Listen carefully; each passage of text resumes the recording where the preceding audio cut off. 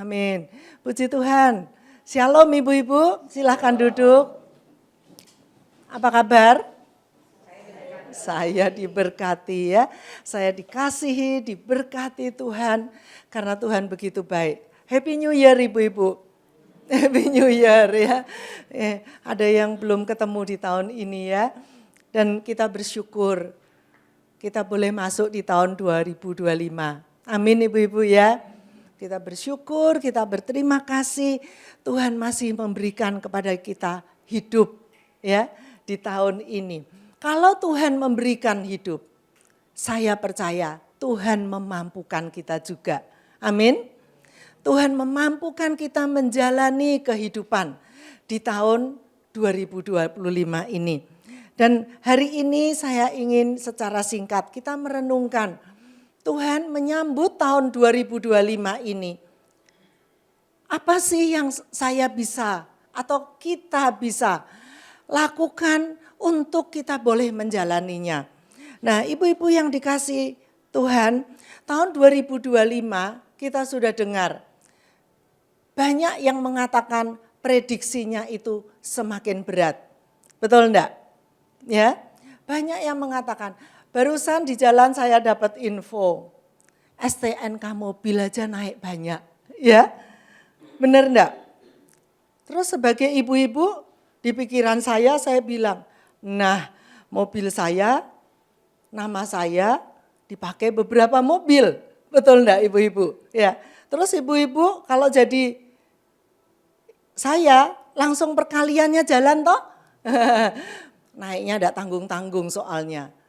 60% ya Bu ya, 60%. Ya, dan pajaknya naik beberapa bidang menjadi 12%.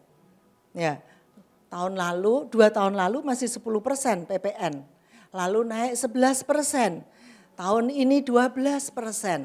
Gitu.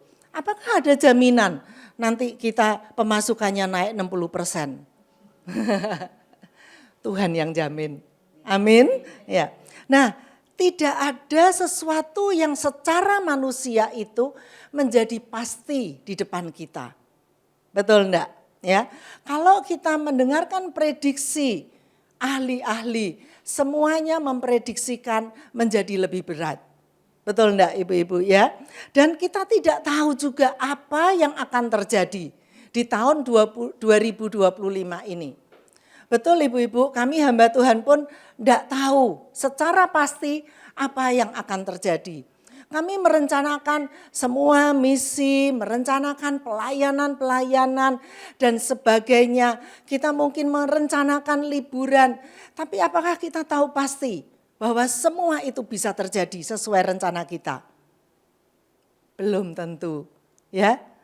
Belum tentu. Saya masih ingat 2019 yang lalu. Bulan Februari sebelum COVID dan lockdown, ya, pernah terpikirkan enggak kita begitu tegang di tahun 2019, ya. Bulan Februari saya masih ingat, Januari akhir saya menghadiri pernikahan teman di Singapura, itu 30 Januari kalau enggak salah. Kita masih ketawa-ketawa, karena apa? Di Singapura disediain hand sanitizer. Masuk hotel kita cuman boleh seperti ini. Terus kebaktian, enggak usah takut sama salaman. Itu jauh di sana, di China. Tetapi bulan Februari, Maret 16, benar enggak? Saya masih ingat, terakhir saya khotbah di atas 16 Maret, minggu depannya lockdown. Dan kita semua begitu tegang, begitu teror, ya, keluar itu sepi banget di jalan-jalan. Lalu ada kejadian-kejadian yang menyedihkan. Tadinya kita pikir itu orang-orang yang kita tidak terlalu kenal. Lalu orang yang kita kasihi. Lalu berikutnya saudara. Betul enggak ibu-ibu ya?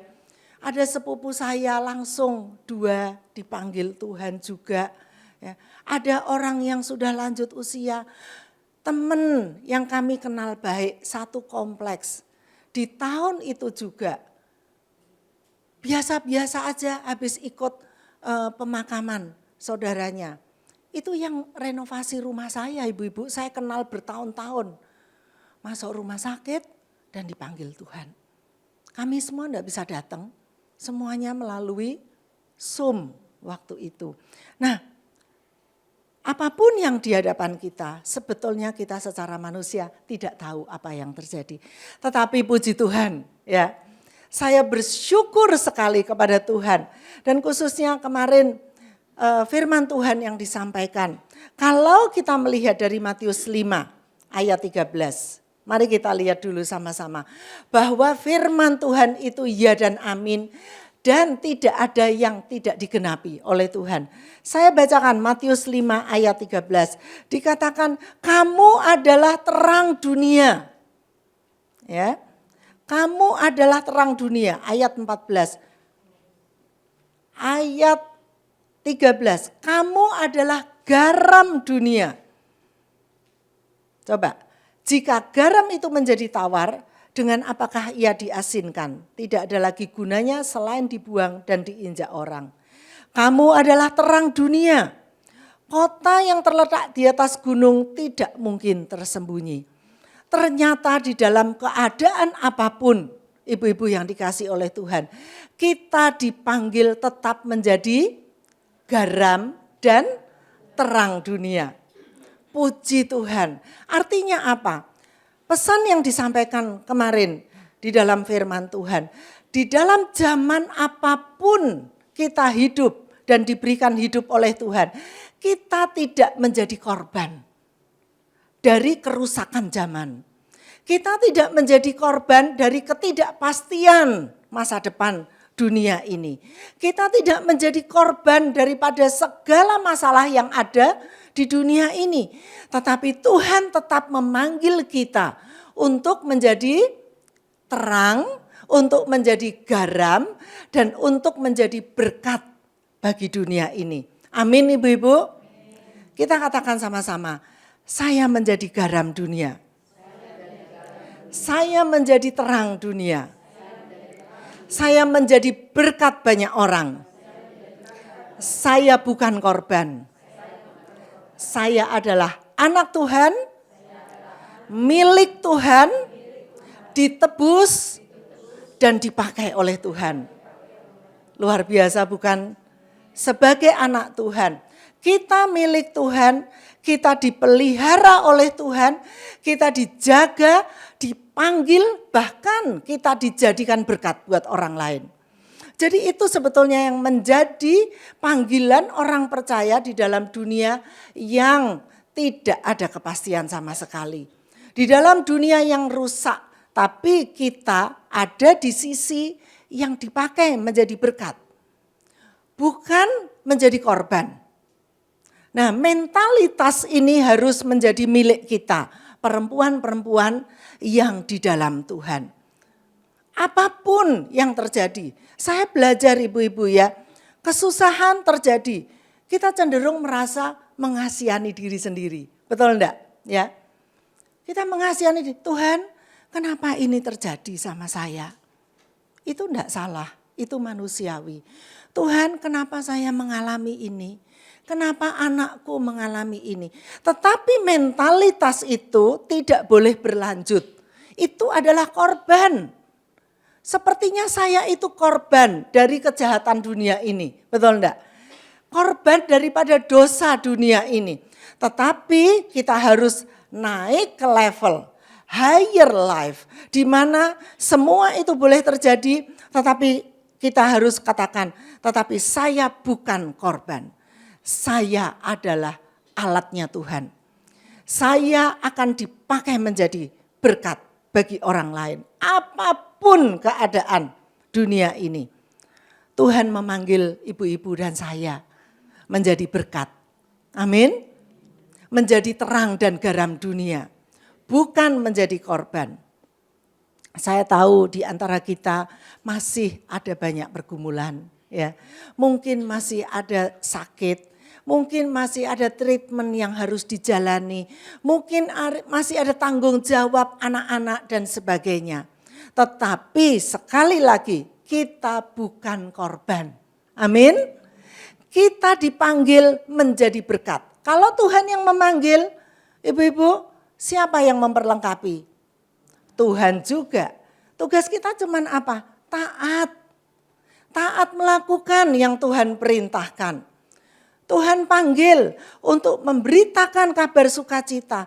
Taat aja lakukan. Maka kata Alkitab, Yesaya 47, maka kemuliaan Tuhan itu akan diberikan kepada mereka yang melakukannya. Ternyata ketaatan itu mendahului berkat. Benar enggak ibu-ibu? Taat dulu, berkatnya menyusul. Jangan minta berkat dulu baru mau jadi berkat. Hukum Alkitab enggak begitu ternyata. Ya, hukum Alkitab adalah ketaatan dulu, berkat disediakan. Ketaatan dulu, keajaiban terjadi. Ketaatan dulu, mujizat dialami. Itu karena apa? Alkitab mengatakan, aku percaya bukan karena melihat. Betul enggak? Kalau melihat dulu baru percaya, itu namanya bukan percaya. Iman adalah dasar segala sesuatu dan apa yang tidak kita lihat, yang kita harapkan. Amin ibu-ibu. Nah, setelah kita punya mentalitas seperti itu, bagaimana menjalaninya? Bagaimana melewatinya? Bu, kalau habis dengar gini, imannya sih seger rasanya, kuat, betul enggak? Ya. Tapi nanti, wah, begitu menghadapi ya, tagihan, ya, betul enggak? Ya, saudara sakit, betul enggak? Orang tua sakit, atau kebutuhan-kebutuhan yang tidak terduga, atau masalah yang tiba-tiba datang. Bagaimana melewatinya? Waktu itu mungkin kita tidak kepikir, wah aku jadi berkat, aku bukan korban, betul enggak? Ya, enggak kepikir. Saya juga bisa seperti itu. Nah saya tanya sama Tuhan, Tuhan gimana melewatinya? Supaya saya naik ke hidup yang higher life. Saya selalu ketika menghadapi apapun, badai, saya bisa langsung mengingat, Tuhan saya bukan korban dalam semuanya ini. Saya tetap ada di tangan Tuhan dan bisa menjadi berkat dipakai oleh Tuhan. Ibu-ibu, kemudian ada satu kata yang barusan kita nyanyikan. Tuhan itu ingatkan di dalam hati saya. Melewatinya, mendapat berkat-berkat dan janji Tuhan. Itu melakukan panggilannya dan jadi garam terang caranya setiap hari. Kita tidak boleh tidak memberikan give thanks sama Tuhan. Mengucap syukur sama Tuhan. Dan itu kita mau awali di tahun ini. Tidak ada satu hari pun kita lewati tanpa mengucap syukur sama Tuhan. Ya, itu yang Tuhan ingatkan. Bukan mengucap syukur pada waktu kita dapat berkat saja. Tapi tidak ada satu hari pun kita tidak mengucap syukur sama Tuhan. Amin ibu-ibu. Ibu-ibu mau sama-sama saya. Tidak ada satu hari pun kita tidak mengucap syukur. Maka kita akan melewati dan kita menerima janji-janji Tuhan. Kita bisa melakukan panggilan Tuhan. Kita bisa menjadi garam dan terang dunia. Persoalannya adalah apa ibu-ibu? Kadang-kadang ada hal-hal yang menghalangi kita untuk mengucap syukur. Benar enggak? Kita janji nih hari ini setiap hari mengucap syukur. Nanti seminggu ini coba kita lakukan. Kadang lupa enggak? Bisa. Nah kita coba pelajari. Apa yang menghalangi kita? Seringkali atau terlupakan untuk bersyukur. Nah saya belajar ibu-ibu. Bangsa Israel itu enggak pernah kekurangan berkat. Betul enggak? Tapi Alkitab mencatat mereka banyak bersyukur atau bersungut-sungut. Bersungut-sungut, ya. Nah, itu yang kita harus ingat. Dan ketika sungut-sungut itu mereka lakukan, maka itu tidak mendatangkan berkat untuk mereka, tetapi mendatangkan murkanya Tuhan. Nah jadi apa ibu-ibu? Kenapa mereka bersungut-sungut dan lupa bersyukur? Saya pelajari ternyata mereka itu mudah sekali take it for granted. Ya, take it for granted itu apa? Itu kita tidak lagi bersyukur sama hal-hal yang sudah biasa kita terima. Mereka tuh biasa dapat makanan tiap pagi, fresh, iya toh? Tidak pernah kelaparan loh mereka itu. Mereka dapat daging fresh. Tidak pernah bolong loh Tuhan. Setiap hari kasih. Tapi mereka take it for granted. Yang ada apa? Mereka tiap hari dapat makan. Mereka tiap hari dapat daging. Tidak pernah lupa Tuhan. Kasutnya itu tidak pernah rusak bertahun-tahun. Tapi mereka lupa semuanya itu. Akhirnya apa? Mereka haus sedikit, mereka bilang, Musa tahu gitu kami balik aja. Di sana ada semangka gitu. Lah kok dibandingkan semangka gitu loh. Perbudakan 400 tahun, mereka enggak bisa bersyukur keluar. Mereka lupa selamat dari kejaran orang Firaun. Kalau enggak lautnya dibelah sama Tuhan, mati semua loh. Karena apa? Firaun memerintahkan seluruh kereta pasukan yang terbaik untuk mengejar mereka. Sedangkan mereka tuh enggak naik kereta, itu lupa semua. Ibu-ibu, tanda awas buat kita supaya tetap bersyukur. Jangan kita punya hati, pikiran, take it for granted untuk berkat Tuhan. Ya. Karena selalu ada alasan untuk bersyukur. Begitu kita take it for granted, kita tidak bisa bersyukur lagi. Kita akan melihat kesulitan, melihat masalah. Nah yang kita sering take it for granted itu apa sih? Yang sudah biasa itu loh ibu-ibu, kayak orang Israel. Kita sudah biasa yang masih punya pasangan, sudah biasa ada pasangan kita. Ya, tapi kita kadang take it for granted. Anak-anak masih di rumah, sehat. Kita kadang take it for granted. Kita punya teman-teman yang mendoakan kita. Setia bertahun-tahun support kita. Kita bisa take it for granted. Dan kita tidak bersyukur lagi untuk mereka. Ya, kita punya orang tua yang masih sehat, ya kan? Yang masih mendoakan kita. Kita bisa take it for granted. Kita bisa take it for granted. Kalau bangun tidur, nafasnya enak. Nah beberapa hari ini saya bangun tidur, badan kayak digebukin ibu-ibu. Ya, saya langsung Tuhan bersyukur saya masih dikasih kekuatan. Selama bulan Desember banyak yang sakit, saya dikasih kekuatan. Kalau sekarang badannya enggak enak semua, saya tetap mau bersyukur Tuhan. Benar enggak? Take it for granted toh. Ini loh ibu-ibu, kaki bisa jalan kemana-mana. Kita kadang-kadang enggak bersyukur ya. Iya, begitu. Saya nyetir, saya bersyukur. Kemarin teman saya SD datang ke rumah. Kami seumur. Tahun ini kami umur 60 tahun gitu ya. Terus saya bilang gini sama teman saya. Karena saya tidak enak badan, dia datang ke rumah. Saya bilang, dulu kita bilang mami-mami kita 60 tahun udah tua banget ya katanya. Terus kita sekarang masih enggak rasa tua gitu kan. Ya. Bersyukur dan terima kasih. Dia bawa cucu 2 tahun, tiba-tiba nyeletuk, amak tua.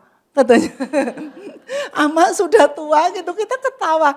Dia dengar omongan kita enggak merasa tua. Terus dia bilang, amak sudah tua, katanya bilang gitu. Nah ibu-ibu itu kita syukuri, bener enggak? Ya bersyukur gitu.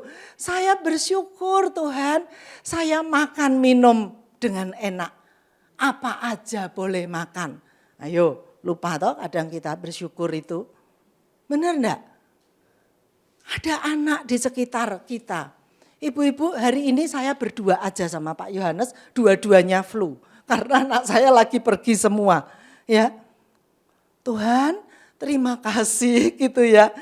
Tuhan masih beri kekuatan. Ya, dan ada anak-anak yang bisa ditanyain. Tak syukuri ibu-ibu, ditanyain obat, ditanyain apa gitu ya.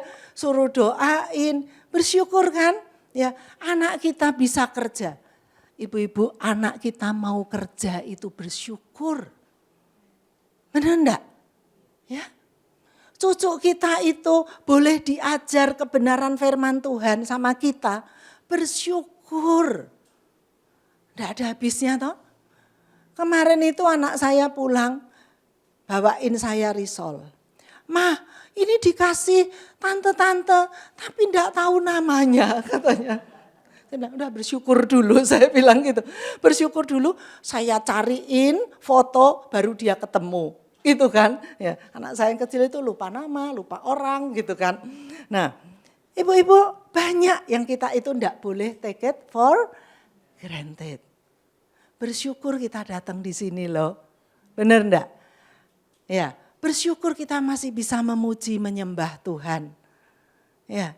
Bersyukur kita itu masih melayani loh.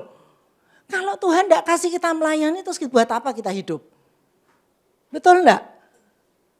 Bersyukur kita masih ibadah dengan bebas. Kalau enggak boleh ibadah dengan bebas gimana coba? Ya. Dulu enggak bisa ibadah bebas karena COVID. Masih mending di rumah bebas. Kalau karena penganiayaan ibu-ibu. Kita enggak mau itu kan, tapi kita mau bersyukur. Nah, terlalu banyak alasan sebetulnya untuk kita setiap hari itu bersyukur. Ya, jangan kita dihalangi dengan hati yang take it for granted. Ya, saya minta sama Tuhan, Tuhan jangan aku melupakan semua kebaikan-Mu. Jangan aku melupakan semua berkat-Mu. Ajar aku menghitung berkat-Mu satu persatu. Ada him yang mengatakan kalau aku bersyukur dengan dawat selaut. Bayangin, pena terus tintanya itu selaut. Untuk nulis di langit itu berkat Tuhan aja enggak cukup. Terus gimana kita enggak bersyukur ibu-ibu? Ya, ini menjadi kekuatan kita sepanjang tahun kita. Kita bisa bersyukur sama Tuhan untuk terima janji-janji Tuhan. Masalah yang kedua yang membuat kita itu terhalang bersyukur itu point of view kita. Nah, ini perlu ibu-ibu. Kita naik lagi ke pemahaman yang lebih dalam. Ya, cara pandang, perspektif kita, point of view kita itu harus dirubah selaras dengan apa yang namanya dikatakan firman Tuhan. Itu sebabnya kita perlu belajar firman Tuhan. Ya, ibu-ibu sering kita itu tidak bersyukur karena kita tidak bisa melihat. Nah kalau kita sudah mengasihi Tuhan, Tuhan mengizinkan sesuatu yang tidak baik terjadi. Kita harus pegang firman Tuhan untuk kita bisa bersyukur. Itu. Jadi pikiran, point of view, perspektif kita harus dirubah sesuai firman. Tuhan, panggilan saya mengasihi Tuhan. Tapi aku percaya Engkau bekerja di dalam segala sesuatu untuk mendatangkan kebaikan. Nah baru kita bisa bersyukur. Karena apa? Mendatangkan kebaikan. Ada juga di dalam Matius 6 ayat 34.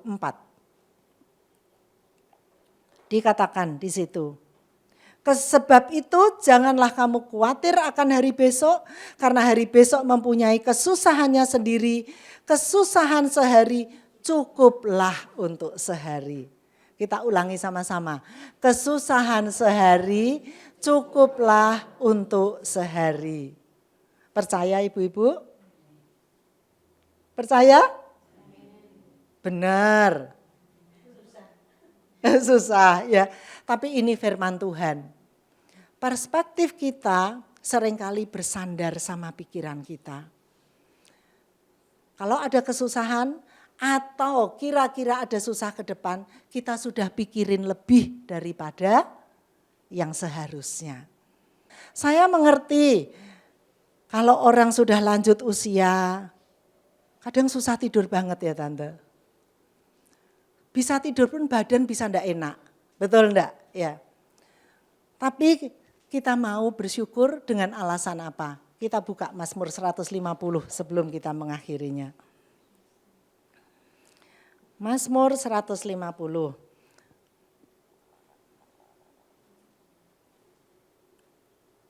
Saya bersyukur ibu-ibu hari ini bisa sharing firman Tuhan sama ibu-ibu. Ya, puji Tuhan, saya bersyukur sekali. Terima kasih Tuhan Yesus. Kita baca sama-sama ya, hanya 4 ayat. Haleluya, pujilah Tuhan dalam tempat kudusnya. Pujilah dia dalam cakrawalanya yang kuat. Pujilah dia karena segala keperkasaannya. Pujilah dia sesuai dengan kebesarannya yang hebat. Pujilah dia dengan tiupan sangkakala. Pujilah dia dengan gambus dan kecapi. Pujilah dia dengan rebana dan tari-tarian. Pujilah dia dengan permainan kecapi dan seruling. Pujilah dia dengan ceracap yang berdenting. Pujilah dia dengan ceracap yang berdentang. Biarlah segala yang bernafas memuji Tuhan. Haleluya. Nah ibu-ibu, saya mau kita kembali kepada basic alasan kita mengucap syukur dan memuji Tuhan. Apa itu? Biarlah segala yang bernafas memuji Tuhan. Haleluya. Ayo kita katakan sama-sama. Biarlah segala yang bernafas memuji Tuhan. Haleluya. Selama kita masih bernafas, kita mau memuji Tuhan. Amin. Amin ibu-ibu. Itu alasan yang utama. Jadi apapun yang terjadi, begitu kita bangun tidur, Tuhan saya masih bernafas, saya mau bersyukur sama Tuhan. Dikatakan memuji Tuhan di tempat kudusnya, di gereja Tuhan, di rumah Tuhan, kita memuji Tuhan. Kita bersyukur. Melihat cakrawala ciptaan Tuhan, kita juga bisa bersyukur. Dengan segala perbuatan Tuhan, kita bersyukur. Melihat kebesaran Tuhan, kita bersyukur. Dengan puji-pujian, kita bersyukur. Dengan segala alat musik, kita bersyukur. Apapun yang terjadi, persoalannya asal kita masih bernafas. Kita bersyukur dan memuji Tuhan. Amin ibu-ibu. Saya sebetulnya kalau ada waktu saya ingin ibu-ibu secara singkat 1 menit menuliskan ucapan syukur minimal 10. Yang punya HP ketik. Ayo 1 menit. Yang enggak ada HP enggak bisa ngetik sebutin pakai tangan. Bersyukur apa aja. 1 menit 10. Saya tadi malam mikirin sampai 50, 100. Tuhan, lalu Tuhan mengangkat hati saya. Tuhan mengingatkan. Waktu Tuhan mengangkat 5 roti dan 2 ikan. Sebelum terjadi mujizat, Tuhan melakukan apa? Bersyukur. Bersyukur itu ada mujizat, ibu-ibu. Terjadi mujizat. Ya. Terima kasih Tuhan, terima kasih.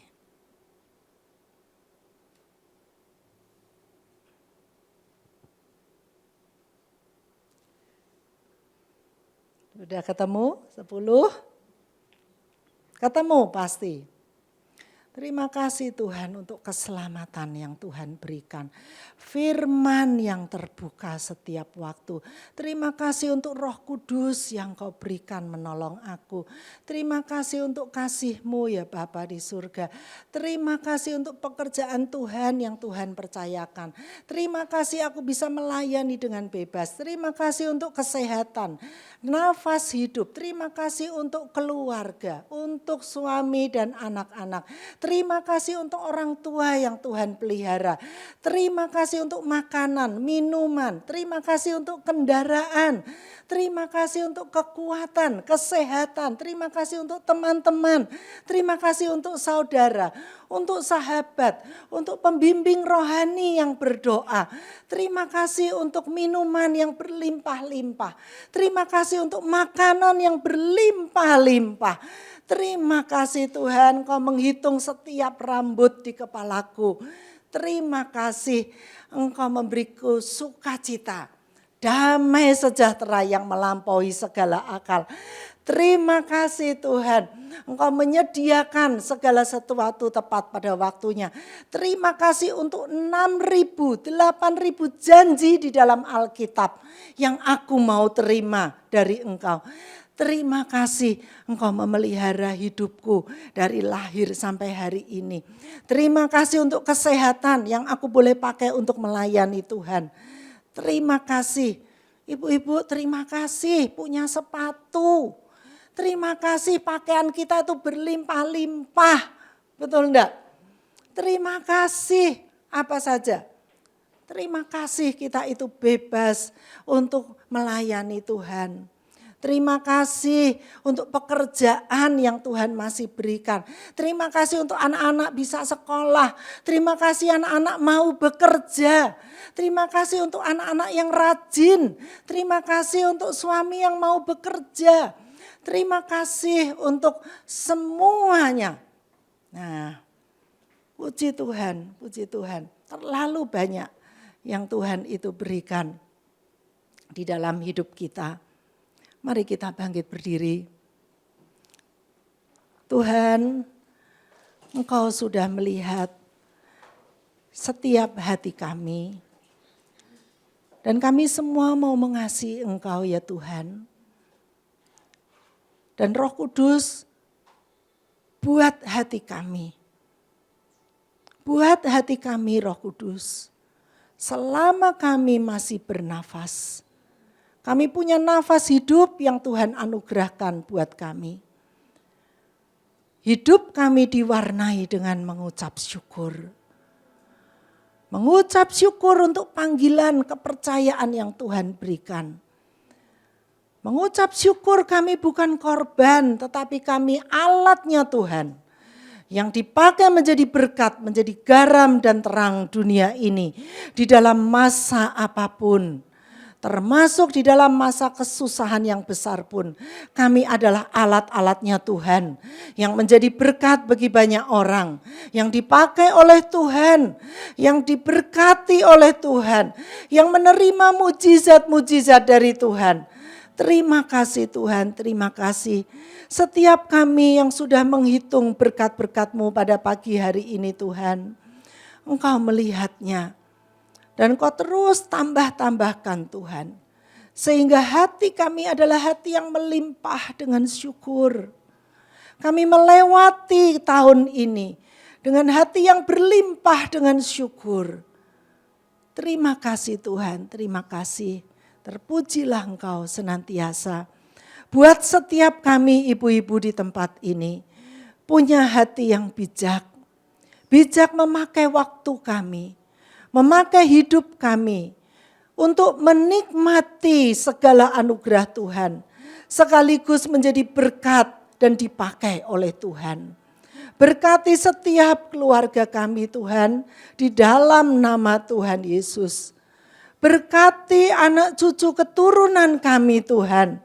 Menjadi keturunan ilahi yang memuliakan nama Tuhan. Dipakai di dalam kerajaan Allah. Dipakai untuk menjadi alat bagi Injil kemuliaan Allah. Terima kasih Tuhan. Di antara mereka ada yang masih berjuang. Ada yang belum penuh imannya. Tuhan berbelas kasihanlah kepada mereka. Dan buat seluruh keluarga dan keturunan kami menjadi orang-orang yang utama di dalam kerajaan Allah. Menjadi prajurit-prajurit Kristus. Sehingga tidak ada satupun keluarga kami yang hidupnya sia-sia di dalam Tuhan. terima kasih Tuhan. Kami pegang janji-Mu. Kami ada dipanggil untuk menjadi garam dan terang dunia ini. Untuk menjadi berkat bagi bangsa-bangsa. Terima kasih Tuhan. Kami terima berkat-Mu di dalam nama Tuhan Yesus. Kami semua berdoa dan mengucap syukur. Yang percaya katakan amin. Amin.